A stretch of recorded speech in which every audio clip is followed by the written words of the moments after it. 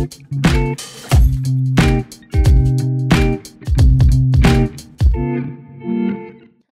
mano gyvenime įvyko saulėlydis. Tam tikra netektis ir mirtis. Ir man toks gražus, žinai, suvokimas, kad yra saulėlydis, saulėtekis, vėl saulėtekis, kaip tas, žinai, gimimas, mirtis, vėl mirtis, gimimas. Mirtis yra tik tai pradžia, ko dar mūsų protas nesugeba suvokti. Palaidojus viską, kas brangiausia, labai mažais metais, kai 7 man buvo, bet sugebėt gyventi su tuo ryšiu. Ne ten gailint savęs, žinai, yra skausmas ir išbūti skausmą ir yra ta kančia, ta būsena, kur tu jau eini į savidestrukciją. Labai tave myliu.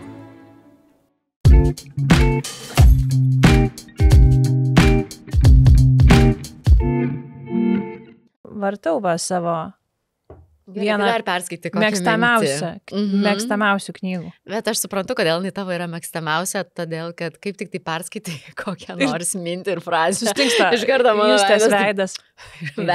Tai... Nu, perskaityk dar kokią. Pavyzdžiui, skyrius ar ne, mokymasis iš nelaimių. Ir parašyta. Nesėkmė yra kulminacinis taškas, kuriame žmogus turi teisę išsivalyti protą nuo baimės ir pradėti veikti iš naujo kitą kryptimi. Įsivaizduoji? Ir jisai įvardina, kad nesėkmė yra palaima. Ir ta nesėkmė... Galimybė pradėti iš naujo. Tai čia vėl, žinai, ratas sukasi ir sugrįžtam prie tą pačio, kad skausmas mumise atveria tai, kas yra gražiausia, kad ir kaip tai kartais makabriškai skambėtų. Bet, žinai, aš dabar taip sėdžiu ir man tai jau spirgu kaip baimiai. Ne, čia, tipo, bandom labai būti rimtos ir čia, tipo, nu ką čia jau. Jo, bet yra esmė, aš tai taip savo naujose namuose. Tipo, ir aš esu tokia laiminga, kad mano pats mylimiausias duetas podcastas sugrįžo. Čia, žinai, aš tai kažkaip su tam tikrais gyvenimo įvykiais, aš pradėjau labai mėgti save ir dar labiau mėgti aplinką, kurioje būnu ir žmonės, kurie būna su manim. Aš tai galvoju, kad kaip laiku aš tave sutikau. Ne? Aš taip matau ir turiu tokią galimybę nuostabę stebėti, kaip tu brendi kartais per gyvenimą. Taip, kartais man klampus būna tas gyvenimas. Realiai, esu tame tavo gyvenime etape, kur, nu, tau reikia bristi per labai tokius ganėtinai sudėtingus momentus, bet išlaikyti stiprybę ir tvirtybę ir būti pavyzdžiui ir įkvėpimu kaip nepalūžinai. Jo, ir mes, man atrodo, būdamos viena šalia kitos, liudijam tą viena kitos gyvenimą ir tai yra nuostabu. Ir visų šituo gražiu liudijimu galima dalintis ir su mūsų mylimais žiūrovais. Taip, ir man tai visada labai smagu sveikintis. Visi jungia mus. Tai pokyčio labai džiaugiamės sugrįžusios. Startuoja iš naujo. Ir tu labai gražiai, sakei, turi... pristatymą. Taip, aš galvoju, kad nuo mūsų paskutinio podcast'o realiai praėjo beveik metai laiko. Per tuos metus įvyko labai daug dalykų gyvenime. Ir tiesiog šiandien šį rytą pagalvojau, kad tavo gyvenime, kalbant šiek tiek metaforiškai, įvyko saulėtekis, ar ne, gimimas, o mano gyvenime įvyko saulėlydis. Tam tikra netektis ir mirtis. Ir kovo mėnesį dabar buvau kalnuose ir, žinai, toks labai labai gražus suvokimas man atėjo. Aš maudaus baseine ir lauko baseine ir leidžiasi saulėlydis. Ir galvoju, Dieve mano, kaip gražu, žinai. Ir galvoju, rytoj būtinai atsikelsiu, kad pažiūrėti saulėtekį. Tada sekančią dieną po saulėtekio vėl saulėlydis, žinai, kuris buvo visiškai netikėtas, pro ūkanotos dienos debesis išlindo. Ir man toks gražus, žinai, suvokimas, kad yra saulėlydis, saulėtekis, vėl saulėtekis, kaip tas, žinai, gimimas, mirtis, vėl mirtis, gimimas. Ir nėra nei pradžios, nei pabaigos kažkokios. Yra tik tai tas nuolatinis pasikartojimas. Ir tas pasikartojimas, jisai, ir tas ir yra gyvenimas. Ir žinai, kas yra šitoje vietoje, man atrodo, gražiausia, kad saulėtekių ir saulėlydžių toje sandaroje tu suvoki, kad tos mirties kaip ir, tokios kaip ir nėra. Kad mirtis, kodėl tu šipsais? Tai yra, tiesą sakau, aš kaifuoju nuo išminties. Mirtis yra tik tai pradžia, ko dar mūsų protas nesugeba suvokti. Ir vat, kai mes įsisąmoninam šitą sąmoningumą, ateina ramybė. Tikrai, ateina tokia ramybė ir kai tu net ir pačiose skaudžiausiose gyvenimo situacijose būni sąmoningas, tai tu gali išgyventi net ir pačią juodžiausią dieną ir patį didžiausią dugną, kaip aš sakau. Tai, bet tavo gyvenime yra labai gražus saulėtekis. Labai tave myliu. Taip. Jo, įkvepiam, iškvepiam. Žinai, nes pradedant kalbėti, yra tas momentas, kai tu turi apie tai kalbėti. Ir man kažkoks toks, kad Juste, eik ir kalbėk, nes, tu tai turi padaryti. Žinai, gal net ne dėl to, kad reikia kalbėti, o tik dėl to, kad tau pačiai reikia išsikalbėti. Žinai, nes tugi prisimeni, mūsų net pats pirmas podcastas, tai buvo toks atviras pokalbis ir mes paskui kiek diskutavom tarpusavį, kad tai tikrai nebuvo dėl to, kad žmonės rašė mums komentarus ir ten, kad atliepė tam tikros situacijos, o mums buvo taip gera, kaip po gero, net ne vieno, o kelių metų psichiatro kabinete seanso. Ta prasme, tas pokalbis su savim leidžia tau išgirsti pačią save ir kartais tiesiog, žinai, tiesiog susivokti.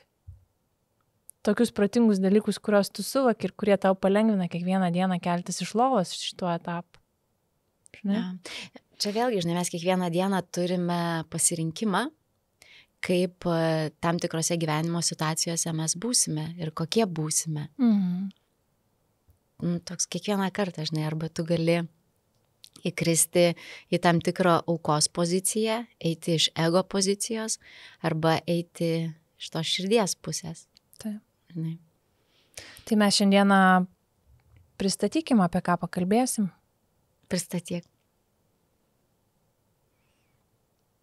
Nežinau, kam yra lengviau, žinai, pristatyti. Kaip įvardinti, bet tikriausiai kalbėsim apie pačią baisiausią būseną gyvenime, kokią žmogų gali ištikti, tai yra artimo, mylimo žmogaus netektis ir kaip tai mus veikia ir kaip mums kiek įmanoma iš to išbristi ir kaip sau padėti ir kokią tą pokyčio piliulę naudoti. Tai, nes vėlgi, bet kokiu atveju, vienareikšmiškai, net ne bet kokiu atveju, mirtis yra kiekvieno žmogaus gyvenime tas pokytis, po kurio jau nebebūna taip, kaip buvo. Drastiškai viskas keičiasi net, nežinau, daugiau negu 360 laipsnių kampu. Aš nepamenu, ar tu prisimeni, kad kai mes susitikom pirmą kartą po tavo tėčio mirties ir pietavom, čia visai nesenai, ar ne? Ir aš pati buvau nustebusi. Kaip sureagavau, labai protingai tau pasakydama, kad nebebus niekada tai buvo, žinai, o ne kad nieko tokio, viskas praeis, žinai, taip, čia toks gyvenimas, žinai, kokie tie žodžiai, man atrodo, tokie, čia nėra nieko tokio, čia taip yra toks gyvenimas, bet kuriuo atveju tai yra, nesuvokiamai sunku ir skaudu išgyventi, žinai. Tai tiesiog niekada nebebus taip, kaip buvo, bet vis tiek bus į priekį. Kažkaip turim atrasti stiprybės ir eiti į priekį, žinai. Bet niekada nebebus taip, kaip buvo. Ir man atrodo, tu mane paantrinsi, kad tai suvokti, kad tai niekada nebebus, kaip buvo realiai. Bet tuo pačiu bus kitaip, ar ne? Bet ir vis tiek eis laikas į priekį. Jo, laikas, žinai, turi. Kaip aš kažkada irgi pasakiau tokią frazę, kad gyvenimas turi tam tikrą ydą tęstis. Žinai, tokia sako, kodėl taip juda. Tiesiog toks, žinai, pasakymas, kad vis tiek absoliučiai, žinai, tu gali bet ką išgyventi, patį didžiausią netekties skausmą, bet rytojaus dieną žmonės kelsis, eis į darbus, vyks politika, vyks kultūra, vyks visas gyvenimas, niekas absoliučiai virvės, saulėlydis ir saulėtekis visiškai. Bet, žinai, labai įdomus yra momentas, kaip tu užkabinai žmonės apie tuos, kaip jie būna šalia to žmogaus, kuris išgyvena tam tikras netektis. Tikriausiai tu galėtum dabar duoti labai gerų tipsų, ar net tu palaidai tėtį. Tai yra Tai nežinau, tau tikriausiai pačiai reikėtų apie jį kalbėti, bet mes esam kalbėjusi su tavim ne kartą kaip draugės, ar ne, ir tai yra tikrai sveiki, gražūs santykiai tavo su juo, ir tu tikrai buvai ta mergaitė iki pat dabar, žinai, su juo ir jam, ir apie jį jūs vienas kitam buvot. Tai čia nėra taip, kad, žinai, kažkas kažkur iš trečio, ten, žinai, giminės, ten, kur net nepažinojai, tai yra vienas artimiausių tavo gyvenimo etalonas, ar ne? Vyriško prado tavo iš vis įsivaizdavimas, kaip turi būti, žinai, viskas gyvenime. Tai tu gali duoti iš tikrųjų visiems netgi tokius jautrius ir tokius teisingus tipsus, kur net dauguma net iš vis nesugeba, net paskui po to, kai išgyvena netektį ir net palaidotuvių, net nesugeba, nutrūksta kartais net draugystės. Dėl to, kad net geriausia draugė nesugebėjo pabūti šalia taip, kaip aš įsivaizdavau, pavyzdžiui, kad man reikia, ko man reikia tą akimirką.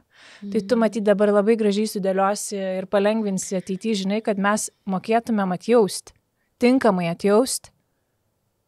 Aišku, aš čia, žinai, galiu dalintis tik tai savo patirtimi, bet didžiausia tikriausiai įžvalga yra tame, kad žmonija, jinai nemoka būti mirties akivaizdoje.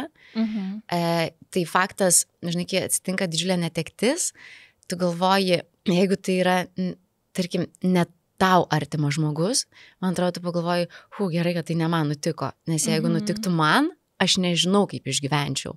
Ir ne kartą girdėjau šitą pasakymą iš žmonių, sako, Juste, aš nežinau, kaip tu tvarkaisi, sako, nes jeigu man tai būtų, sako, šakės man būtų.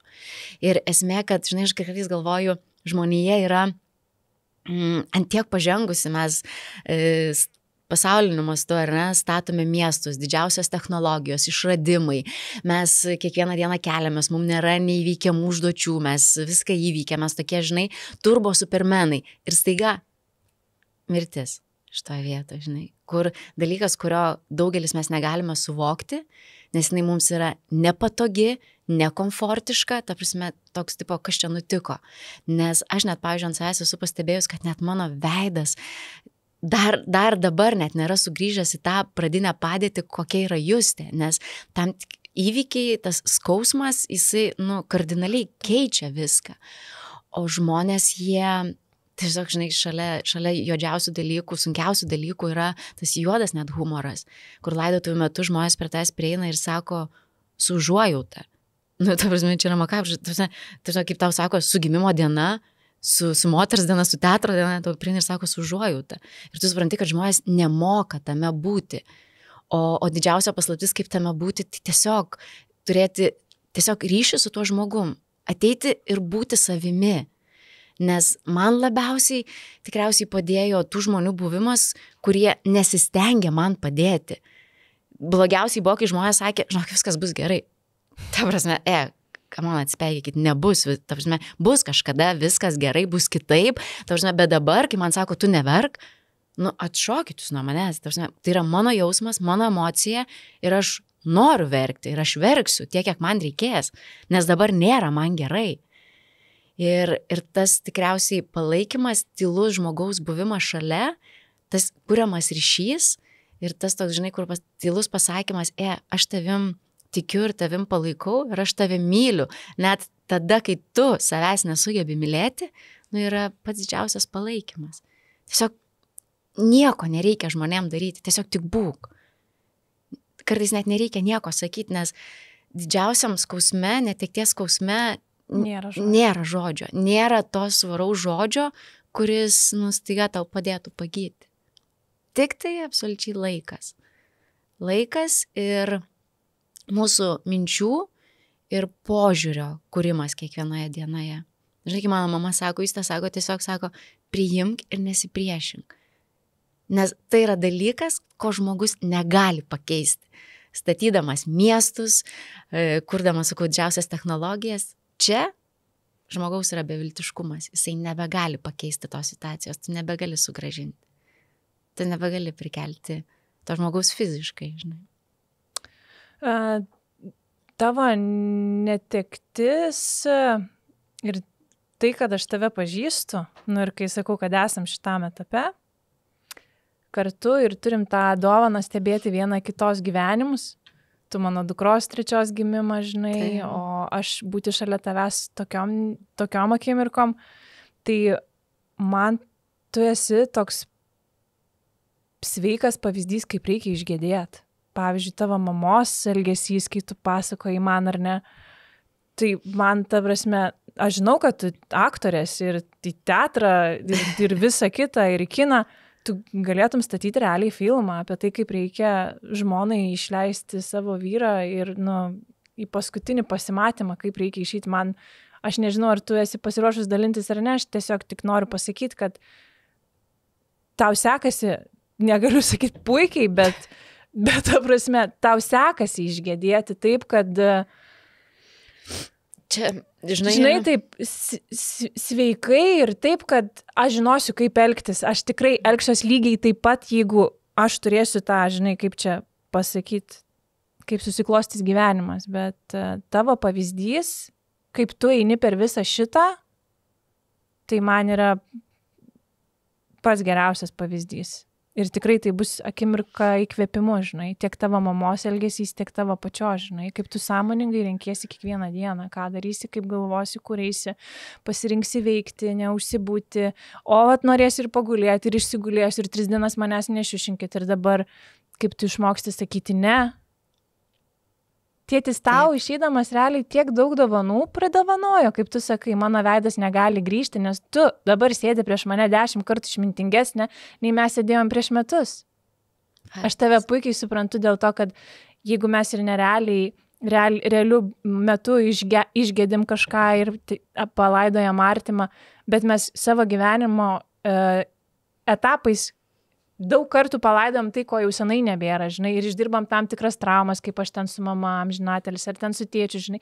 Mes atrodo nuolat gyvenimo virsme, kitoj brandoj, mes nuolat einam per naujus, per tokius, žinai, tai kaip išminti aš tau sakau, ką noriu pasakyti, žinai. Ir realiai per kiekvieną etapą, gyvenimo etapą, kaip aš irgi per neuroedukaciją ėjau ir turėjau galimybę konsteliacijos metu pokalbį su mama, nors jinai ir yra mirusi, bet realiai mes padarėm tokį pokalbį ir tokį paleidimą jos ir atleidimą, kad mano veidas 4 paras buvo išėjęs, iš vis aš nesupratau, mano akis viena žvaira kažkur, supranti, nes tas skausmas, kad aš jos ir nepažinojau, bet tai yra mūsų DNR, supranti. Ir va dabar buvau pas psichiatrą visai nesenai sesijoje. Ir žinok, jis man pasakė tokį nuostabų dalyką, kuris mane įkvėpė, ta prasme, gyventi. Kiekvieną dieną aš apie tai galvoju. Kiekvieną dieną. Ir tai nusėdo giliai manyje, tai yra mano naujoji tiesa. Ir žinai, dėl ko dukra yra dovana? Kodėl? Todėl, kad dukra yra nemirtingumas. Dukra yra nemirtingumas. Žinai? Ateitis ir nemirtingumas. O mes visi norim būti nemirtingais.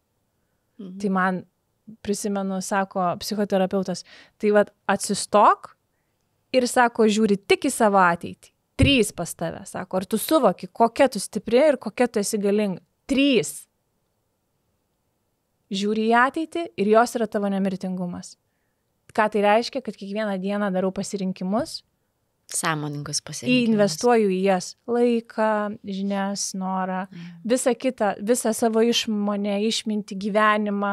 Ta prasme, visą, kas virsta per mus su didžiausia meilė ir žinai, ir su atsidavimu į, kad išlik nemirtinga. Nes iš dukros per dukrą, per kažką, žinai, va taip ir eina, mes ir turim tą DNR kodelį, kur visą laiką mes savo tėvus nešiojame savo širdį. Žinai? Nes aš galvoju, žinai, tavo pačios situacija, tiesiog, žinai, kai tą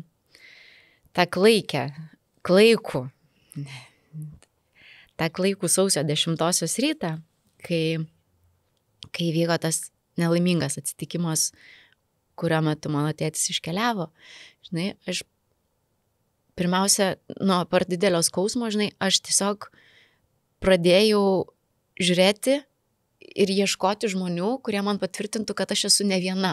Ne viena, dabar esanti tame skausme, žinai, ir aš pradėjau žiūrėti tiesiog versti žmonės, kuriuos aš pažįstu, tai kaip knyga, žinai, ir verčiu ir žiūriu, vat, šitas žmogus irgi gyvena, bet tėčio jau senai, šito, žinai, mama mirus jau senai. Bet to galvoju, Julija, tu, ar ne, nu, tarsi, tavo mama mirė, kai tau buvo 7, o tėčio tu realiai, tu irgi pasakojai. Prieš 9 metus. Tai va, tėtis išėjo, ar ne, ir kur tu, nu, tas santykis irgi, žinai, kur tu tėčio beveik visai, ar ne, tu visai su juo nebendravai ir nebuvai, ir, žinai, ir toks, galvoju, va, ir čia, ir galvoju, taigi, ką aš noriu pasakyti, kad galvoju, kad kiekvieno žmogus gyvenantis tam tikrų praradimu, jis vis tiek gyvena toliau. Nu, vat tą, žinai, ir vat tu šitoj vietai man labai didžiulis įkvėpimas, kad viskas gali būti gerai. Na, toks, kad net nemoku pasakyti. Aš suprantu tave. Tiesiog kartais reikia tokius momentus ir sakinius, po jų kartais reikia, žinai, patylėti. Jo, ir aš suprantu, kad tu nesi viena šitoj vietoj ir kad tikriausiai, kad visi tą išgyveno. Pragyvenam ir gyvenam toliau. Jo. Labai svarbu, žinai, kas yra, ką aš irgi va dabar realiai perėjau. Aš negaliu patikėti, kiek gyvenimas mus moko ir kaip mus. Ir kad ir tai yra praeitis, ar ne, ji vis tiek yra mumise. Nėra skirtumo, ar ten praeitis, ar kūdikystė, mes vis tiek visą laiką nuolat, nes visa esybė yra mumise. Ir sakau, su kiekvienu etapu reikia vis kažką, ar ne, mum išgyventi, išbūti, išdaryti. Aš tiesiog šiandien dar važiuodama va čia, filmuot podcastą, pagalvojau, kad realiai mirties akivaizdoje yra didžiulis skausmas, kas yra normalu, žinai, kad ir kaip tai skambėtų.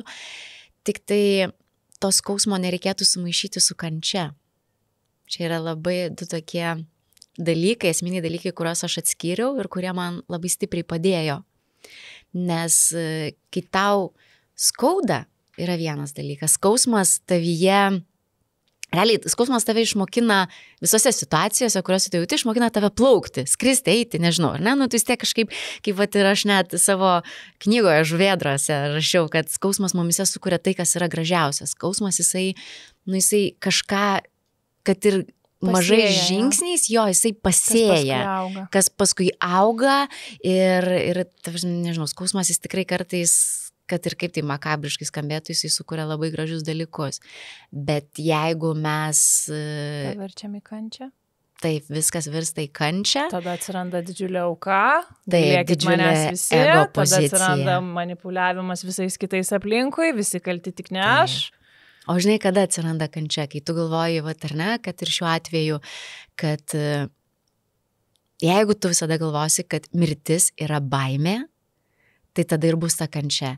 Nes kai tu prarandi mylimą žmogų, ar ne, dažnu atveju tu galvoji, Dieve mano, kaip aš be jo galėsiu gyventi, aš jo negalėsiu apkabinti, aš jam negalėsiu paskambinti ir visur atsiranda aš, ar ne? Vis tiek apie ego. Apie ego šitas dalykas. Ir tada tu staiga ir tada tu pradedi savęs gailėtis ir tu grimzdi į didžiulę kančią šitoj vietoj.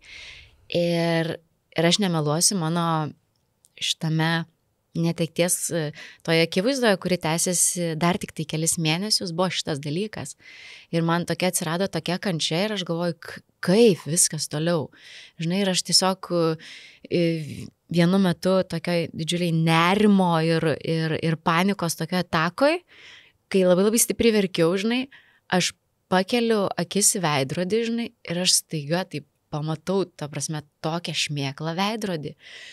Ir aš staiga dar stipriau pradedu verkti, nes galvoju dabar blogiausia.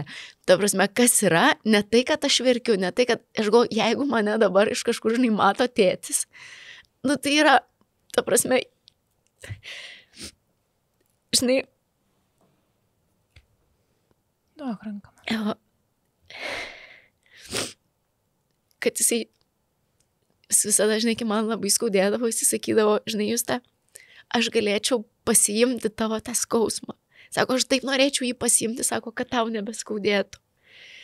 Ir aš pato suvokiau, kad tėtis mažiausiai nori mane matyti kančioj, žinai. atsitiko mirtis, atsitiko netekti, žinai, taip atsitiko. Bet kančia veda į tam tikrą manęs susinaikinimą. Ir aš toks, man žinai, toks kažkoks, toks kaip proto prašviesėjimas buvo, kad jeigu jūs tu dabar nustosi gyventi, ką realiai jau esi padarius, tai reiškia, kad, nežinau, antrą kartą tėtis numirė, žinai. Tai antrą kartą tėčio tam tikra netektis. Kad aš taip negaliu taip pasielgti, ta prasme, su savo gyvenimu ir vardant tėčio atminimo aš negaliu nustoti gyventi. Atrodo, kad aš turiu kaip tik dar stipriau gyventi ir dar gyventi kartu už jį, su juo kartu, žinai, tas suvokimas.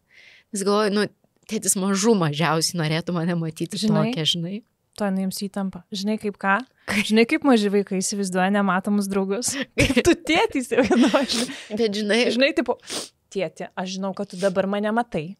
Ir į tave žiūri visi ir galvoja, why she's kodėl? Taip kaip mes apie savo vaikams sako, tu turi nematomą draugą? Bet žinai, kur tu vis tiek realiai nešiosies jį visą laiką su savim ir net gali kalbėti su juo garsiai. Bet taip ir yra, aš nežinau, tikriausiai tai galėtų man patvirtinti tik tai tie žmonės, kurie yra išgyvenę netekti, bet išėjęs žmogus, jisai kažkokiu būdu patvirtina savo buvimą šioje žemėje, kad jis niekur nedingo. Mirtis yra, žinai, negalima sakyti, kad mirtis yra taškas, kad yra pabaiga. Ne.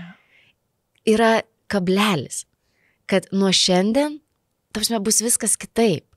Ir žinai, kaip sako, nėra taip, kad mano tėtis mirė ir aš jo nebeturiu. Aš jį... Kiekvienoj ląstelėj. Prisimeni, rašiau tau. Kiekvienam matome. Žinai, kai sako, tu jau gimdama, kai tu gimėjai, tu esi 50% mama ir 50% tėtis. Ir žinai, pasakyti, kad su mirtim viskas pasibaigė, čia būtų didžiausias absurdas, todėl, kad aš tebesu tėtis, ta prasme. Taip, aš esu... Gyva jo forma ir jo tu esi jo nemirtingumas. Taip, aš esu jo visos vertybės, kurias jis man įskiepijo, aš esu ta meilė gyvenimui, kurią jisai, žinai, ir ta besąlyginė meilė, kurią jisai rodė man, žinai, kad, niekas nesibaigė, yra tik tai kita forma jo buvimo, žinai, ir aš nesu staiga silpnesnė, kad jisai numirė, aš kaip tik esu stiprinęs, aš jį tebeturiu, akis nemato, bet širdis jinai visada jaučia. Ir jaučia. Žinai, aš kartais net jaučiu tokį, žinai, kaip tu sakai, pavyzdžiui, mes tėčiu labai mėgdavom eiti pasivaikščioti, čia būdavo mūsų tiesiog bendravimo forma. Žinai, mes galėdavom eiti, žinai, nuo Nidos iki Preilos, iki Pervalkos paplūdimio, tai buvo nuostabu. Ir aš kartais dabar einu ir taip kartais kažką galvoju, pareisiu, žinai, darysiu tą, ir staiga atrodo, eina, jisai iš pasko, žinai, eina kartu.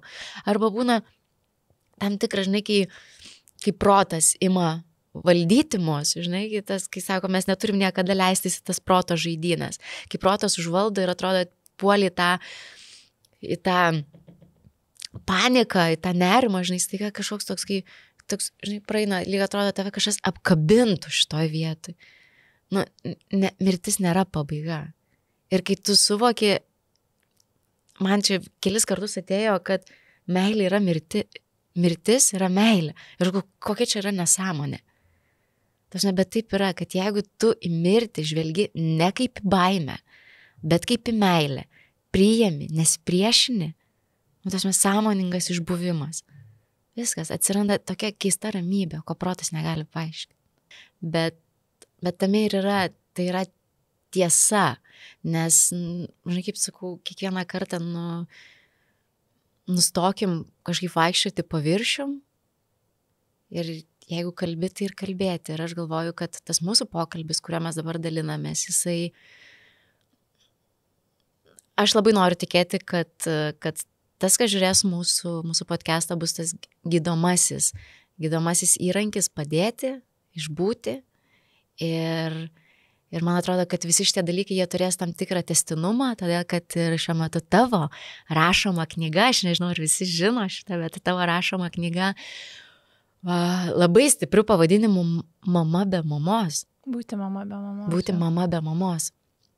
Apie tą patį netekties skausmą. Jo, tiesiog, žinai, kaip įsikvėpti. niekada neturėjus to pavyzdžio ir palaidojus viską, kas brangiausia, labai mažais metais, kai 7 man buvo. Ir kai augi be to, žinai, nei tėčio, nei mamos, bet realiai susilipdai save iš aplinkos, savo vertybės, vizijas, visą kitą tikslus. Psichologinis labai paprastas yra, žinai, arba mes perimam 300 šiam iš savo tėvų scenarijų ir kartojam viską, ką jie darė ir varom tiesiog tą pačią vagą, arba mes pasiemam 180 ir kardinaliai keičiam viską, žinai. Tai aš gyvendama be tėvų sugebėjau 180 ir taip pavaryti viršūnę, žinai, kad aš net pati neįsivaizdavau, kad galėsiu antiek stipriai išpildyti savo vaikystės lūkestį ir svajonį, turėti normalią darnę šeimą, savo pačios sukurtą, žinai. Ir tu esi pats geriausias pavyzdys to, kad mes renkamės kiekvieną dieną, kaip mes nugyvensim tą dieną, kaip nugyvensim ir kokią turėsim savo gyvenimo kokybę. Ir tu pats esi geriausias įrodymas. Žinai, čia kiekvieną dieną taip atrodo labai didžiulis darbas, kas iš tikrųjų ir yra labai didžiulis darbas. Ir kartais kiekvieną dieną tikrai nepavyksta. Kartais nei kūnas klauso, nei protas klauso ir kartais tikrai nieko nesinori. Ir kartais norisi užsidepresuoti ir atsiskirti nuo viso pasaulio. Bet tada po kiekvienos tos nelaimės ar po kiekvieno išgyvenimo tu pakyli kaip Feniksas. Realiai. Taip. Su didesnė išmintimi, su didesnėm įžvalgom, su didesniu suvokimu, kas yra aplink ir kas pats tu esi, žinai. Tai buvo momentas mano, žinai, paauglystėj, kai aš dar gyvenau vaikų namuose ir vaikų namai duoda labai gerą tokį, žinai, dar tokį, tokį pliaukštį per visur, kur įmanoma, žinai, mergaičiai. Aš manau, kad tu ten turi būti kovotojas. Ten, ta prasme, arba gyvenk, arba, žinai. Kiekviena diena kaip išlikimas. Taip išlikimas ten kaip realybės šou, žinai. Tai dar ir tie laikai, žinai, prieš kiek čia tų metų. Taip. 20 kažkėlį metų. Viskas buvo kitaip negu dar dabar. Kitaip buvo negu dabar, žinai. Tai buvo toks momentas, kai man buvo gal 15, kur aš sėdėjau, žinai, ir man atsitiko didžiulė nelaimė, man pačiai asmeninė. Atsiguliau į ligoninę, bet viskas gerai, aš gyva, sveika ir galvoju. Atsisėdu ir taip, žinai. Sakau, žinai ką? Bet dabar man iš vis niekas nebebaisu. Nes jau viskas, kas galėjo atsitikti žiauriausiai, aš jau viską patyriau. Tėvų nėra, laidot ar taip neturiu ką. Viskas, kas iki šiol buvę, visko yra nukarpyti visi galai, esu visiškai absoliučiai viena. Mane ten išsityčio iš manęs, išžemino mane jau kaip visą, kaip galėjo. Galvoju, ir dzin, ar čia dabar man, žinai, tas traktorius per galvą, ar čia ta plyta, man realiai nebėra ko bijot. Tai arba aš einu kaip tankas per gyvenimą, turiu tą savo svajonę, žinai, kaip tas su raudonu balionėliu, žinai, ir einu link jos ir tipo nešu tą balionėlį, kad tik tas siūlas nenutrūktų. Nes kito pasirinkimo kaip ir nėra. Arba tada jau nusižinai, 15 metų, ten 16 gali va. Yra kitas pasirinkimas. Gali gyventi, žinai. Gali gyventi. Bet klausimas, ar tu to nori. Taip. Arba gali viską keisti. Tai va. Tai kai neturi ką prarast, man buvo labai nuostabu, kaip aš sugebėjau būti šalia tavęs taip šaltais, tokiu šaltu, tokiu suvokimu, kaip turi sakyti tiesiog visa esybė būti ir palaikyti tave be žodžių, be nieko, o tiesiog išjausti labai aiškiai suvokiant tiesą. Taip, aš kiekvieną kartą, kai mes susitikdavom, po to atsisveikindavom, aš galvojau, kokia Dievo dovana, kad tu esi ir būni tiesiog. Tu atėjai kaip Julija, pas Justę, mes pabuvom, papietavom, pasikalbėjom, pasidalinom, be jokio kažkokio priekaišto, be norėjimo ieškoti kažkokių sprendimų, kurių nereikia, kažkokių be jokių pamokymų, be nieko ir svarbiausia, be jokios užuojautos. Ta prasme, galbūt aš liūdžiu kartu su tavimi, bet aš tavęs nebuvo tokio užjautimo, kad, žinau, Dieve mano, kaip aš tau užjaučiu. Ta prasme, ne, kaip man gaila tavęs. Ta prasme, nes čia yra blogiausia, kas gali atsitikti, netekties akivaizdoje, tai sutikti žmogų, kuris tavęs gailisi. Ir tada galvoju, come on. Bet žinai, čia tas viskas jūs ir yra iš to pačio, žinai, žinai, mano vyras visą laiką pabrėžė. Aš taip sakydavau ir jisai žiūri pagavo. Mes ten kažką žiūrim ir jisai, jo, va, žiūrėk, čia tas kietuolis ten rodo, ką nors ten, nežinau, ten, kažkoks labai stiprus vyras, žinai, ir kažkas jam atsitinka. Ir jisai sako, va, kaip tu ir sakai, va, tu tai mažas berniukas, žinai, toks, žinai. Tai mes visi tokie maži vaikai, pasimetę kartais iš tikrųjų, net sunkiausiose situacijose, ar ten kaip bebūna, mes nežinom, kaip elgti, žinai. Tai čia nei smerkti, nei teisti, čia nieko mes negalim realiai, nes žmonės reaguoja tiesiog taip, kaip jie moka reaguoti į tą netikti, žinai. Tik tai va tas, kai mes negebam būti savim ir va tas perdėtas toksai, žinai, gelbėjimas, kas irgi yra, tiesiog toksiška ir nesveika, ir savanaudiška, ir egoistiška. Tiesiog išbūt šalia, žinai, ir būti šalia. Labai gražiai apibūdinai, taip, tą momentą, kad iš tikrųjų mes nesam atsakingi už tai ir nieko tokio, kad kiti žmonės nemoka, žinai, elgtis ir būti, bet kartais iš to nemokėjimo, žinai, tu perlenki lazdą ir, žinai, pasakymas viskas gerai. Taip, o grįžtant, žinai, atgal, kaip kalbam mes apie netektis, tai aš kaip irgi dabar rašiau ar 2. ar 3. knygos skyriui.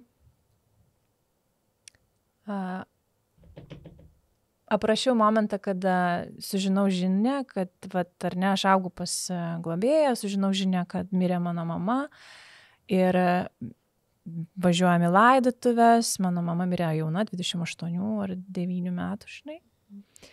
Ir aš stoviu ir man toks kaip teatras mažyti. Aš tik prisimenu per langus aukštus laidojimo namuose saulės spinduliai, mama guli, žinai, ir pas mane nėra jokio jausmo, įsivaizduok.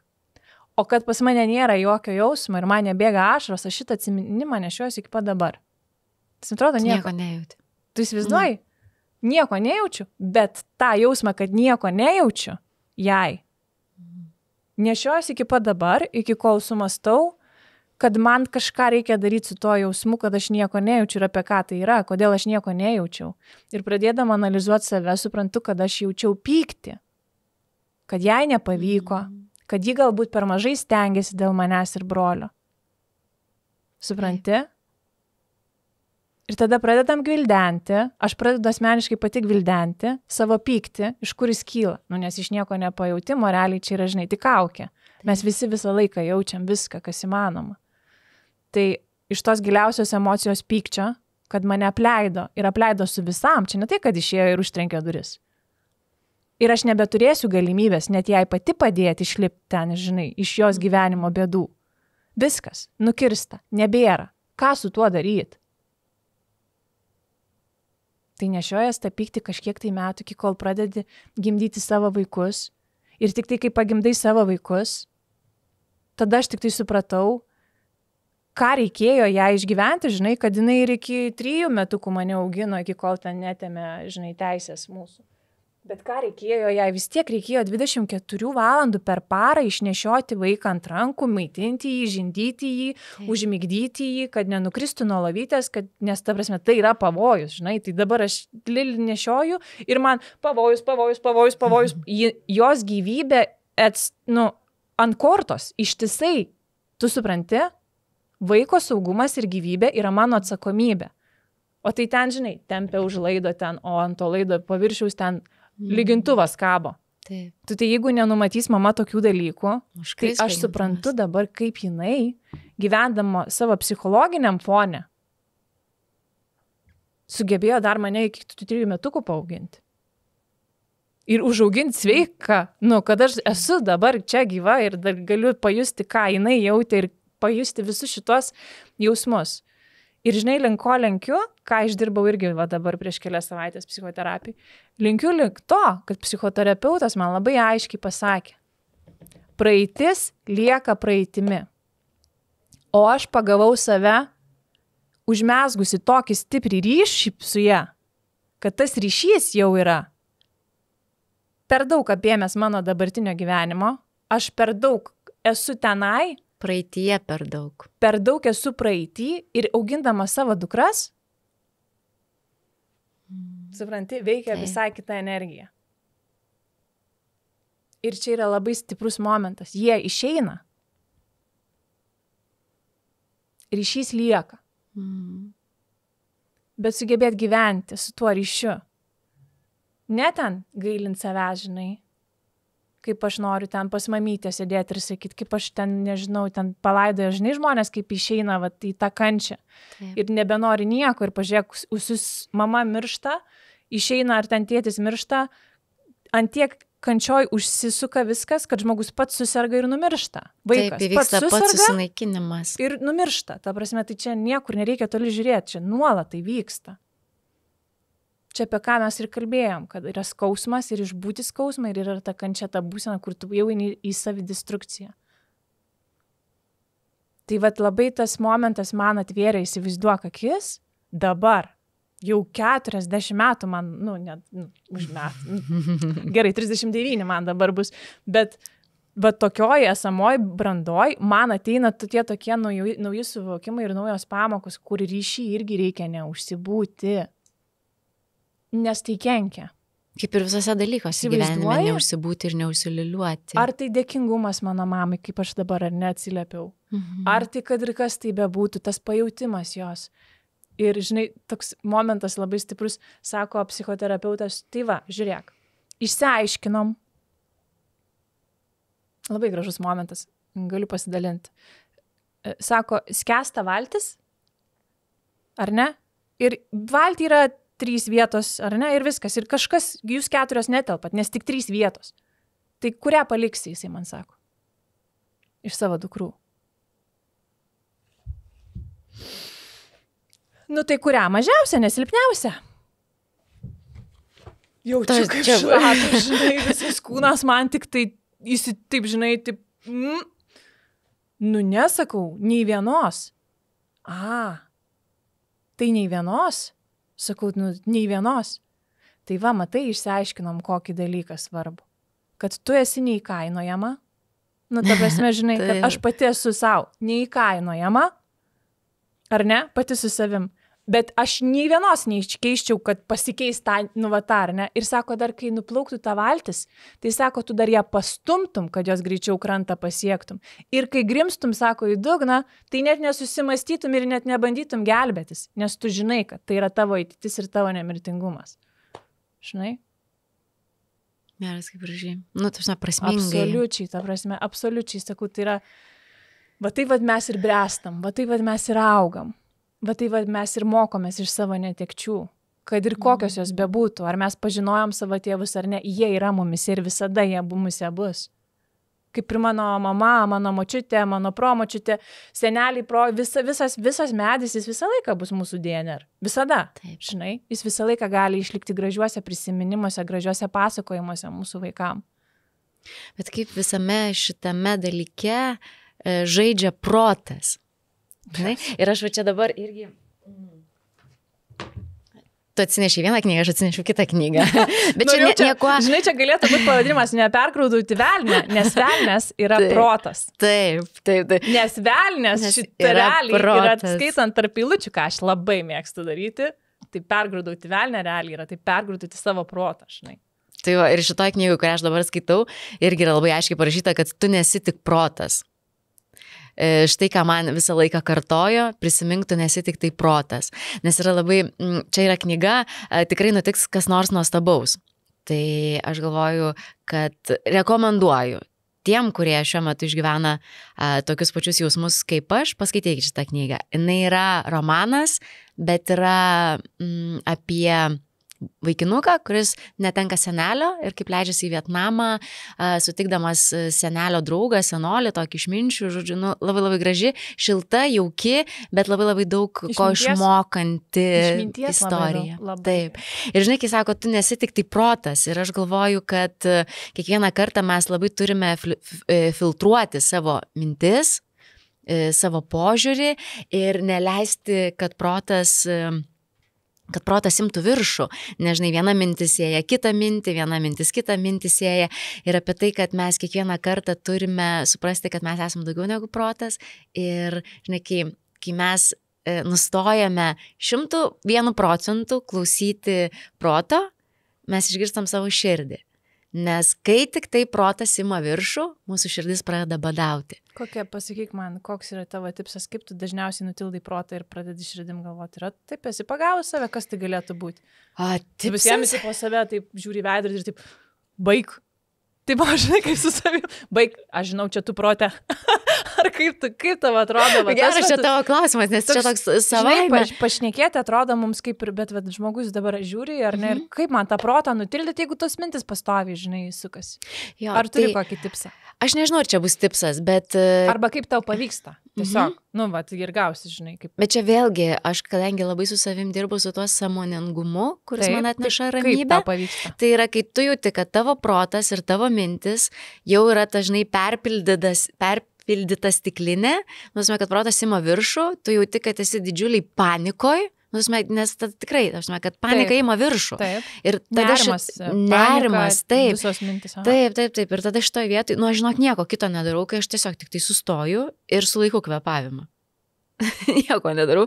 Tiesiog, taip, žinai, kai aš pradedu ir viskas. Ir tada atrodo, tai protas rimsta. Nieko tai tu galvoji, ar tu susikoncentravusis į tą susting, žinai, tokį? Aš nežinau, bet aš vieną kartą tiesiog iškvėpiau ir nekvėpuoju. Visiškai nekvėpuoju. Ir aš toks... Dusini tu jį. O protas tik... Čia, žinok, iš tikrųjų. Nes, supranti... Gerai. Bet čia tikriausiai tik tai yra atrandi per tokius dalykus, kur tu sakai, aš nežinau, ar tai yra tipsas, ar nežinau, ar tai yra kažkoks receptas, bet man padeda tai ir tai yra natūraliai. Mes visą laiką dažniausiai dalinamės patarimais, bet realiai patart visi gali, bet kur pasiemi, žiūrėk, žurnalą ten antraštė, ar ten knyga, ar ten viena kita, žinai. Bet kaip realiai fiziškai, kaip tai atrodo mūsų gyvenimuose, kaip mes tai padarom. Kiekvienas gal atrandam savo tą receptą ir iš to vietoje, kur aš sakau, tikrai tu nekvėpuoji ir tada rimsta protas. Kai nurimsta protas, tada tu realiai išgirsti, o tai palauk, o ką justė?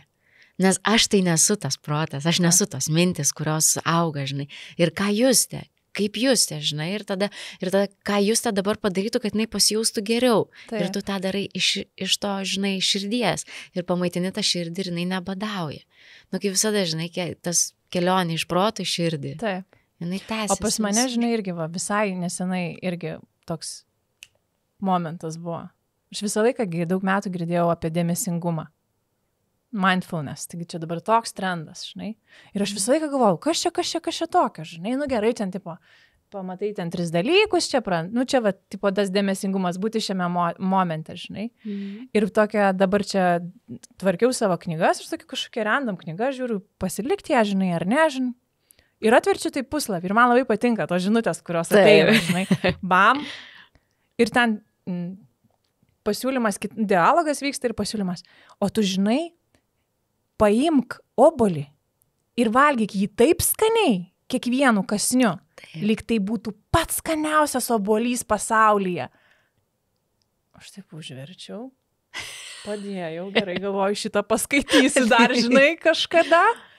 Ir tada vakare siubuoju Lilį, dainuoju jai Lapšinę ir dar niekad gyvenime taip nuoširdžiai nedainavau, nejaučiau jos laikydama. Tikrai, žinai, kiekviena sekundė ne kažkur, kad, dabar gerai užmiksinėje, varysiu ten, žinai, išsivalysiu dantis, tada dar paguldysiu dar 2, toks, žinai, mes darėme nuolatiniam. O realiai dabar aš ją supu ir daugiau nieko nedarau. Ir būnu ir stebiu antakius, blakstienas, kaip užsimerkia kytės, žinai.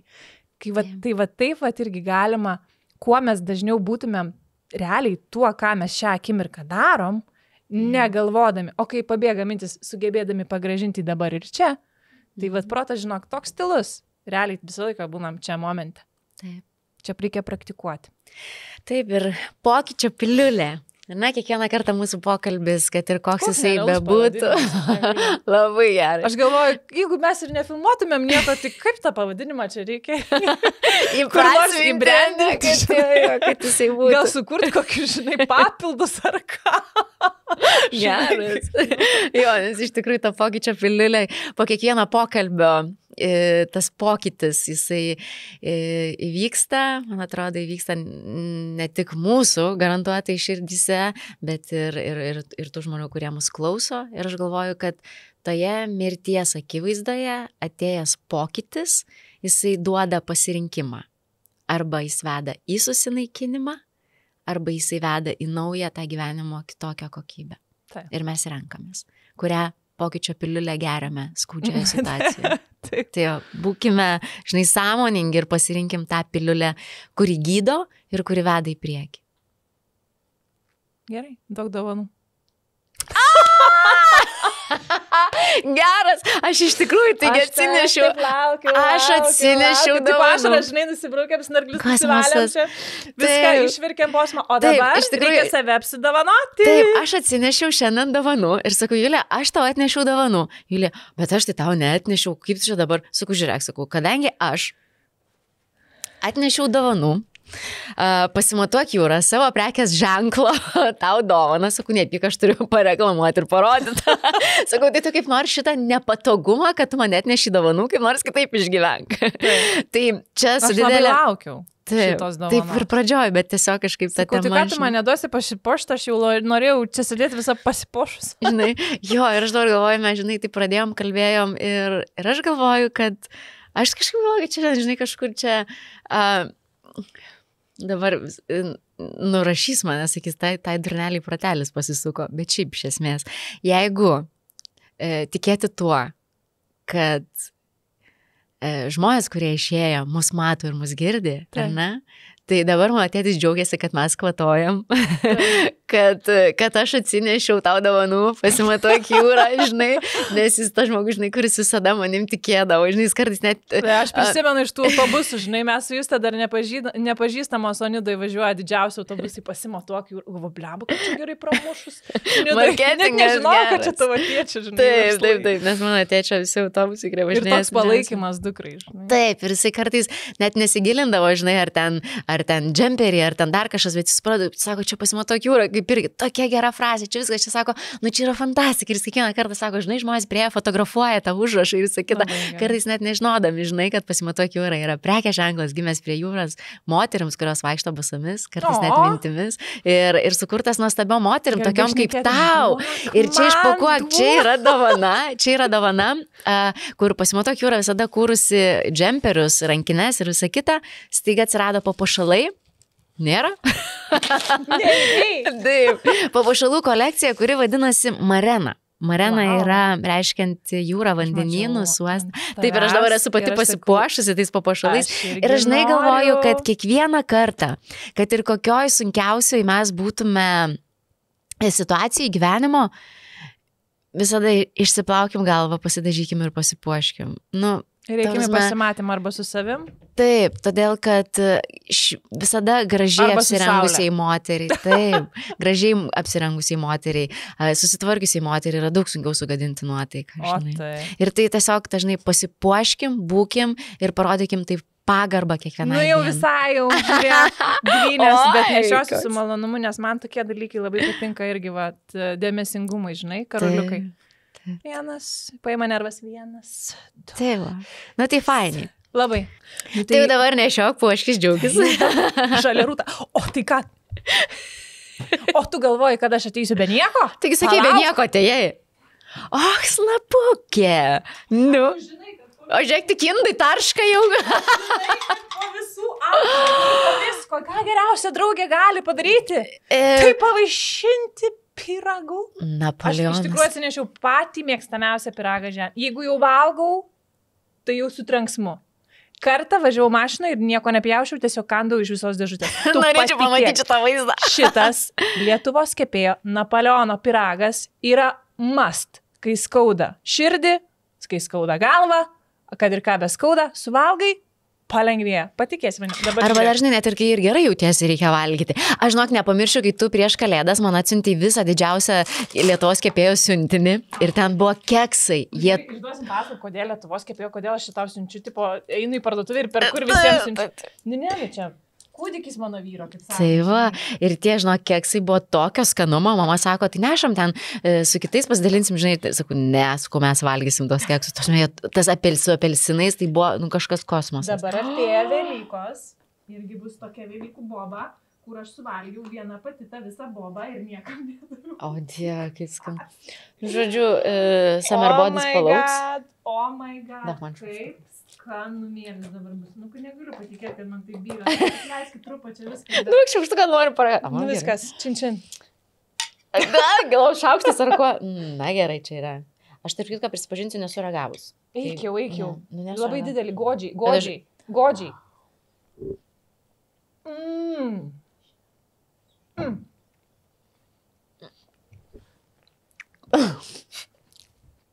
Norėjau kažką pasakyti. Aš žinau, Bet užsimerkiau. Mums dabar operatoriai, bet Viską noriu. mes paliksim šitą. Tam aš nebėtiu. Ne dėl to, Čia kad žinai, sakai, kiek bet yra sviesto, žiaurus. čia žinai, kiek grietinėlės, čia žinai, kiek sluoksniuota tešla. Baig, čia yra liekna. Rankomis, ta prasme, net neišmaišysi tos tešlos, čia yra kosmosas. Jau kai valgom, Jaučiuosi net nepatogiai, kad visi žiūri, kaip mes valgom. kai norim pasigaminom pačios, sveikuoliškai, bet kai yra proga kokia nors, va taip, va, susitikti arba atneš kažkam kažką. O, geriausias sprendimas. Viskas. Laida buvo tokia nuo dušios, ar ne? Nuo dušios į dušę. Apie viską.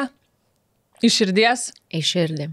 Nuo Svarbiausia, kad viskas pasibaigtų tokia nuo širdžios draugystės, bendrystės, buvimo kartu, palaikymo, nesvarbu kokios situacijos. Tiesiog pabuvimo kartu. Ir priminimo tikriausiai, kad ir kas gyvenimuose mūsų vyksta, gyvenimas tęsiasi toliau ir mes turim toliau gyventi. Svarbiausia, kad turėtumėm su kuo eiti šitą kelionę. Ačiū tau. Myliu tave. Iki. Ačiū tau.